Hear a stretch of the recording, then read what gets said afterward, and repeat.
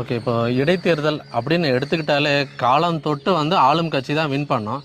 இப்போ இந்த தடவை அறிவித்திருக்கிற வேட்பாளர் எப்படி, திமுகவோட வெற்றி வாய்ப்பு எப்படி இருக்கு, இல்லை எதிர்கட்சிகளுக்கு என்ன மாதிரியான சாதக பாதகங்கள் இருக்கு? இது நல்ல கொஸ்டின் தான். இது வந்து கிட்டத்தட்ட அது வந்து பார்த்திங்கன்னா விக்கிரவாண்டிங்கிறது வந்து வன்னியர் பெல்ட்டு.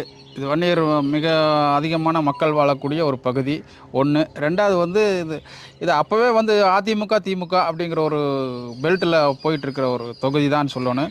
இது நிறையா பார்த்திங்கன்னா அதிமுக வந்து அதிக அளவில் வின் பண்ணிக்கிறாங்கன்னு எனக்கு தெரியுது.